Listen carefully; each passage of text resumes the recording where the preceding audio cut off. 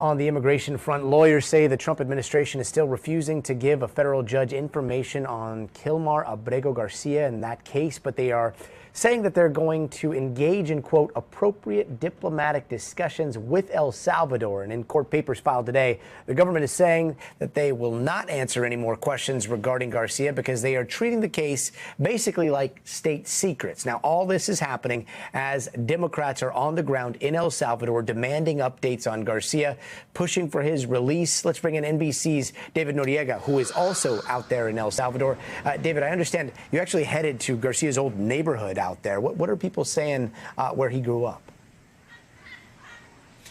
Yeah, Gotti, so I spent a good part of the morning today in San Marcos, which is the part of San Salvador where Kilmar Abrego Garcia grew up. Heard a lot of interesting things. You know, neighbors, former neighbors of the family who doesn't live there anymore, said that they were a regular family, but the mother ran a small business from their home, making and selling tortillas. And that is what made them a target of the gangs, because they were targeting her for extortion fees. Now, at the time when Abrego Garcia was living there as a child and a teen in the 2000s, is right when these gangs were really establishing pretty much full control over that neighborhood and many other neighborhoods in the city and elsewhere in the country. And that is why the Abrego Garcia family says that he, at age 16, had to flee to the United States. Now, things have changed very dramatically in just the last few years. That is because of President Nayib Bukele's so-called state of exception, in which he suspended constitutional protections, many constitutional protections, and incarcerated more than 80,000 people with little to no due process. Now, the responses to this that I heard from people in this neighborhood were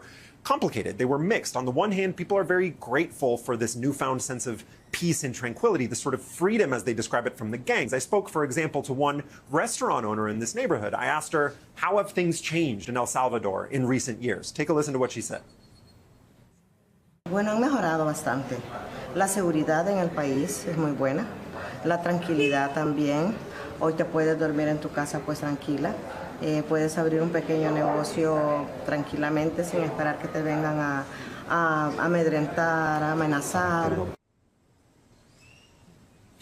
At the same time, Gotti, a number of residents of that neighborhood and other parts of the city have told us, although usually they're very careful to only tell us this off camera, that they don't feel comfortable criticizing the Bukele government, including what they describe, you know, the stories that they hear of innocent people getting swept up in his crackdown on the gangs. And that is because although, you know, they used to be afraid primarily of the gangs, they now realize that sticking their neck out in any way, publicly criticizing the government in any way, could lead to reprisals, Gotti.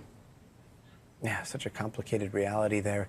And now when it comes to the $6 to $15 million that the United States is paying El Salvador for the deportee detainee deal, like, do we know where that money is going? We don't, actually. We have no idea. And that is one thing that human rights advocates and transparency advocates here in El Salvador talk about quite a bit. They say that we know that this money has been paid because both the Trump and Bukele governments have said that this exchange has taken place, but that money has not been officially incorporated into El Salvador's public budget. There's no transparency whatsoever into that agreement at all. We haven't seen a contract, you know, guiding or determining the terms under which the United States is transferring these people to this mega prison or paying to house them at this mega prison.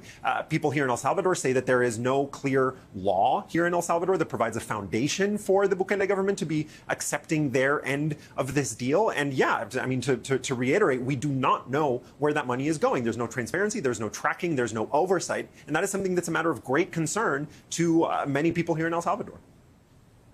David Noriega with some incredible reporting from El Salvador. David, thank you for joining us. Thanks for watching. Stay updated about breaking news and top stories on the NBC News app or follow us on social media.